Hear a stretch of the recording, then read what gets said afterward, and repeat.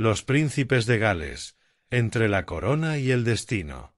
Desde los valles verdes y brumosos del país de Gales hasta los salones dorados del Palacio de Buckingham, la historia de los príncipes de Gales se extiende como una cinta real entre la política, la tradición y la leyenda. No es solo un título. Es una herencia, una carga y a la vez una promesa. Cada hombre que ha portado este nombre ha sido moldeado por el peso de su linaje y por las expectativas de una nación entera que lo mira como futuro rey. Y antes de ellos, antes de los Windsor, incluso antes de los Tudor, hubo otros príncipes, no ingleses, sino galeses de sangre pura, líderes de un pueblo indomable. Y el título nace en la traición. Para entender la figura del príncipe de Gales hay que viajar al siglo XIII, cuando Gales aún era un conjunto de reinos celtas independientes. El más poderoso de estos fue Gwynedd, gobernado por Llywelyn ap Gruffudd, también conocido como Llywelyn el Último, reconocido por muchos como el último príncipe nativo de Gales. Su sueño era unificar Gales y resistir la expansión normanda e inglesa. Pero ese sueño fue aplastado por Eduardo I de Inglaterra, un rey ambicioso que decidió aniquilar la independencia galesa. En 1282, Llywelyn fue asesinado en una emboscada. Un año después, en 1284, Eduardo impuso la ley de Rutland que sometía a Gales al dominio inglés. Para sellar su victoria, hizo algo que quedaría grabado en la historia con tinta de humillación. Nombró a su hijo recién nacido, Eduardo de Caernarfon, como el primer príncipe de Gales bajo la corona inglesa.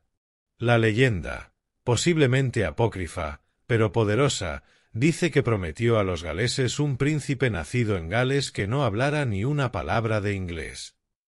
Cumplió. El niño era un bebé y aún no hablaba. Así nació el título, no como símbolo de respeto, sino como imposición. Y durante siglos fue el recordatorio vivo del dominio inglés sobre un pueblo que nunca se dejó dominar del todo. De símbolo de conquista a símbolo de continuidad.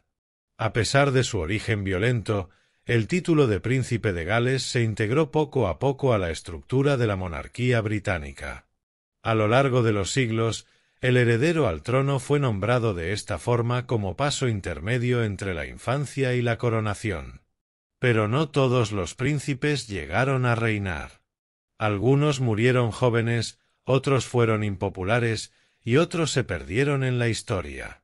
Uno de los más célebres fue Eduardo el Príncipe Negro, Edward of Woodstock, hijo de Eduardo III.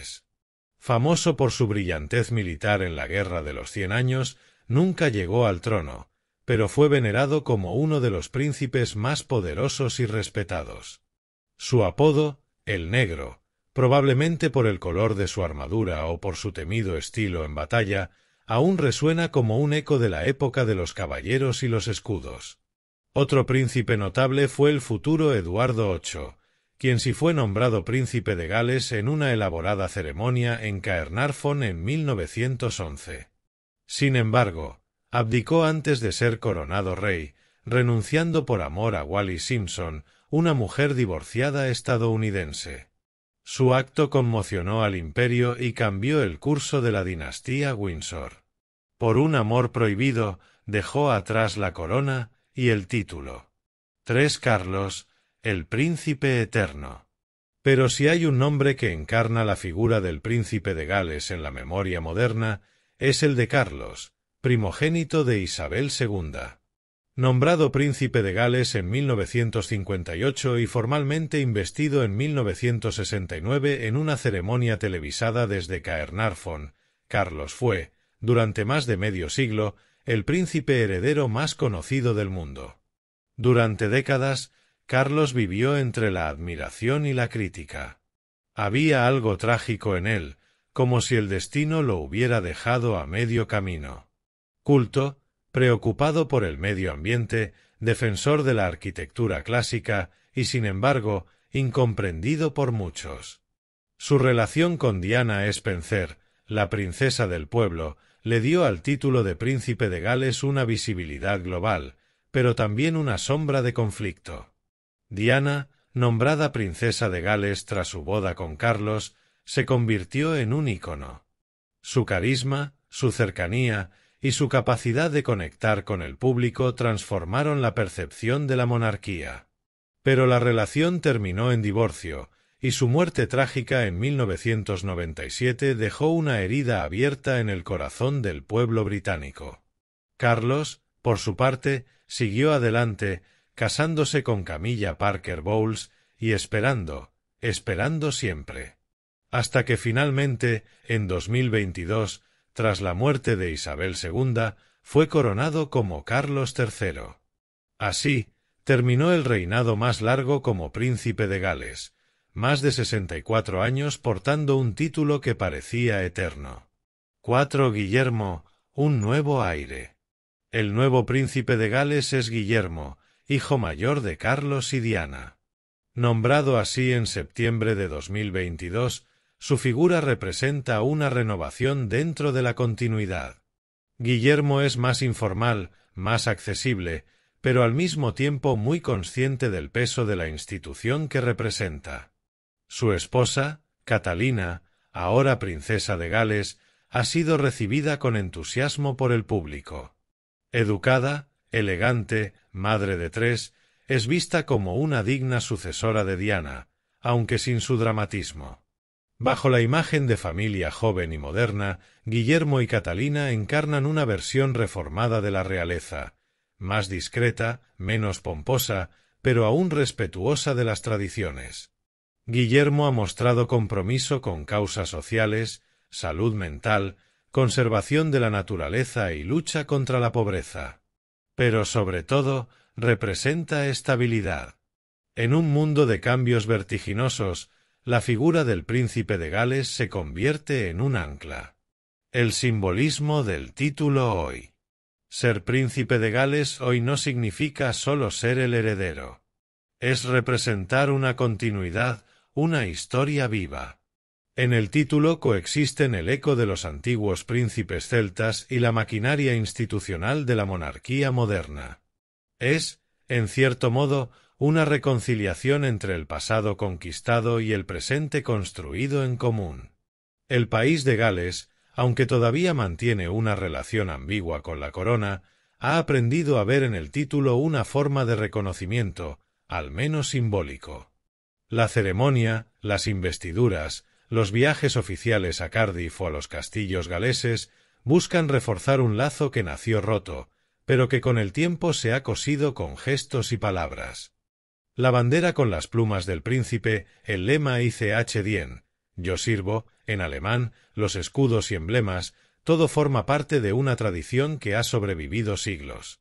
Y aunque el mundo ha cambiado, y seguirá cambiando, hay algo profundamente humano en mirar hacia atrás, hacia las raíces, hacia la historia, y encontrar ahí un sentido. Epílogo. Entre la historia y el futuro. Hoy, cuando vemos a Guillermo pasear entre la gente, escuchar a los ciudadanos, bromear con los niños o consolar a los que sufren, no solo vemos al hijo de Diana o al heredero de Carlos. Vemos al portador de una llama que viene desde Llywelyn, desde los castillos de piedra y los campos de batalla, desde las traiciones y las coronaciones.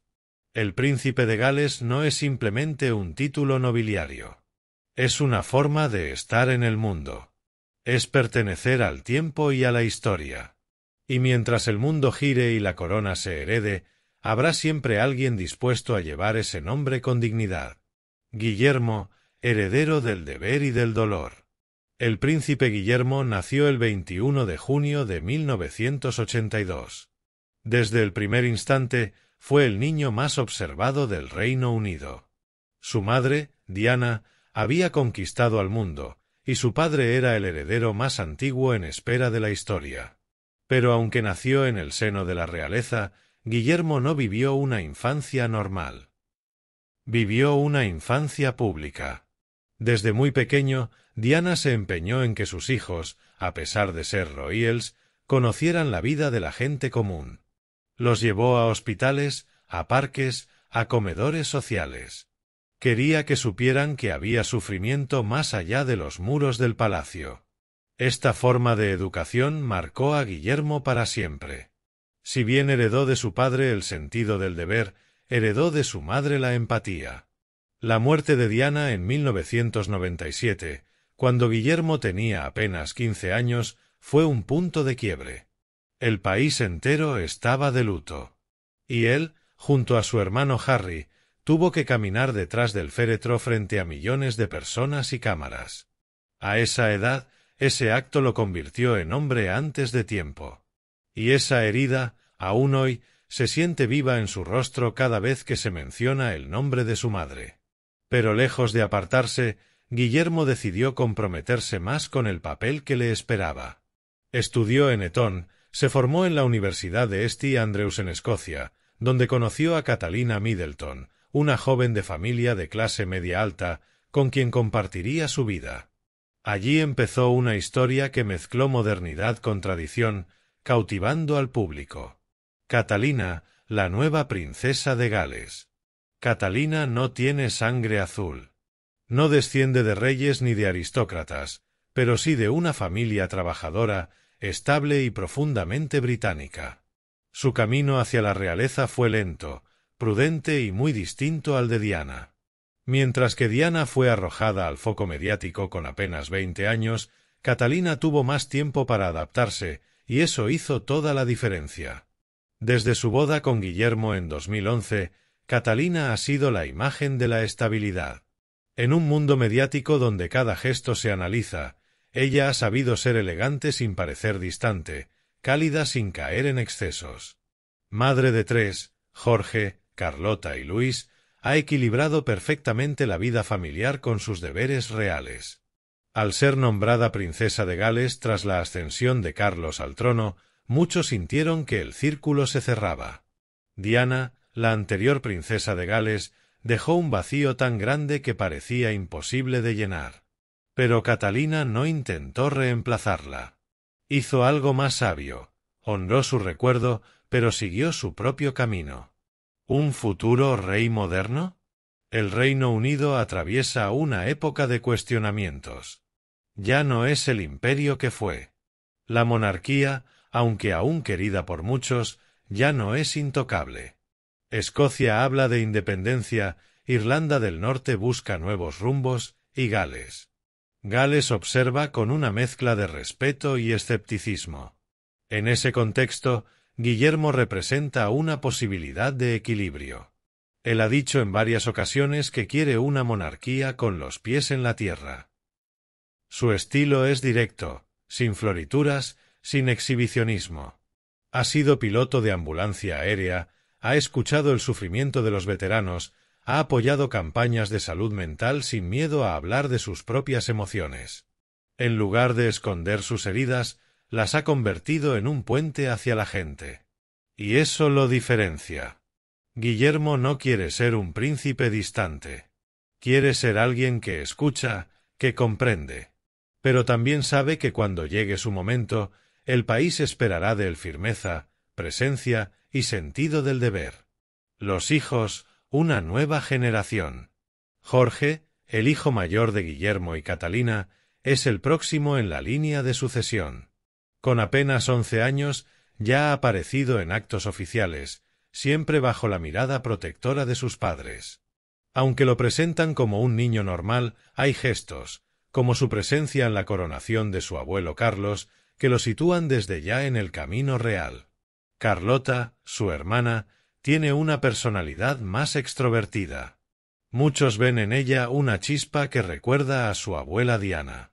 Y Luis, el más pequeño, ya se ha convertido en el favorito de muchos por sus gestos espontáneos y simpáticos en los actos oficiales.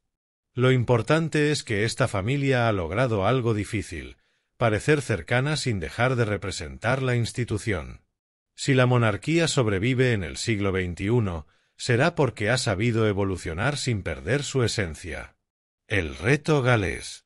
Gales, el país cuyo nombre lleva el título, sigue siendo una tierra orgullosa y celosa de su identidad. Aunque muchos galeses se sienten británicos, otros no olvidan que el título de Príncipe de Gales fue impuesto por la fuerza.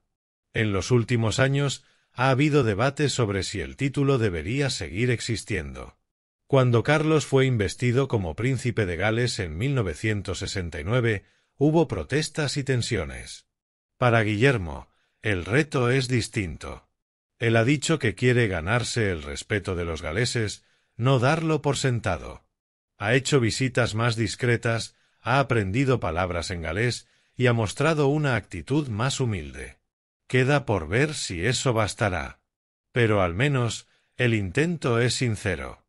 Y en una institución que muchas veces parece anclada en el protocolo, esa sinceridad es oro puro. ¿Qué significa ser príncipe hoy? La figura del príncipe ya no es lo que era.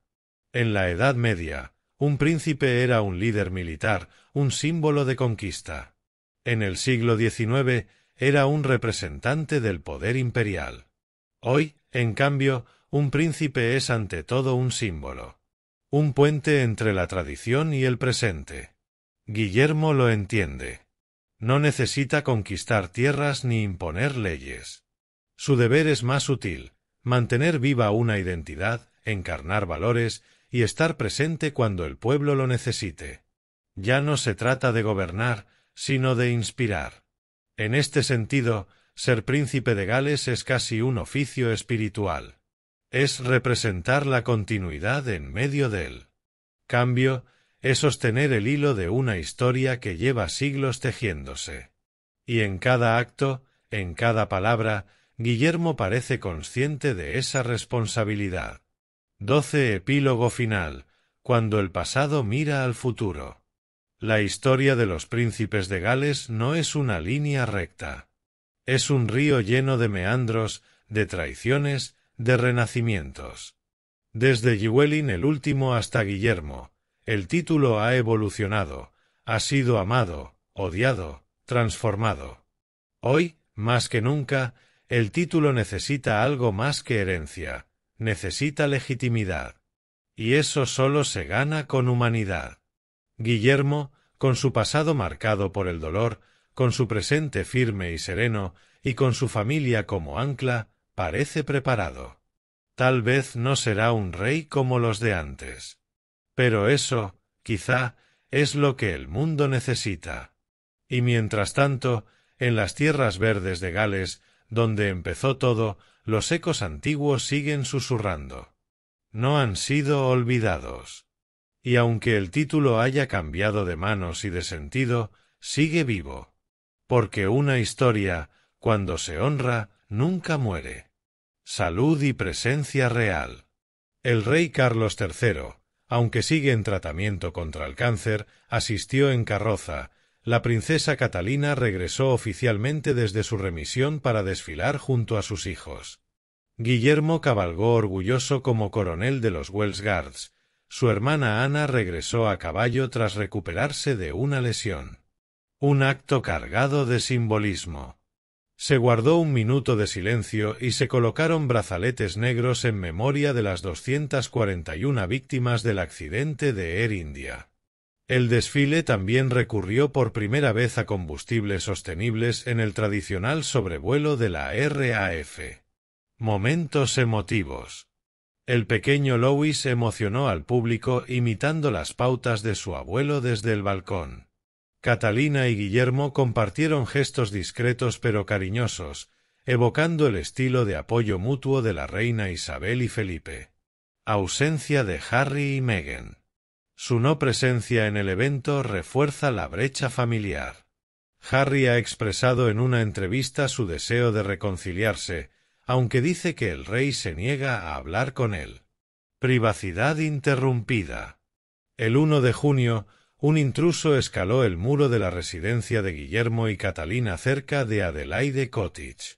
Fue detenido rápidamente, lo que subraya los riesgos que conlleva vivir en la mira del público. 3. Activismo y compromisos oficiales. Compromisos recientes. El 11 de junio, Guillermo presidió una ceremonia en Windsor donde entregó condecoraciones a figuras públicas y del deporte, como el director de FC Aston Villa y miembros del movimiento en favor de los veteranos. En mayo-junio, acompañó varias visitas de Estado y eventos militares, manteniendo su rol activo junto al rey. Acción en el frente global. Ha viajado este año a Estonia, al funeral del Papa Francisco y a Mónaco, hablando sobre océanos y medio ambiente. Sin nueva investidura.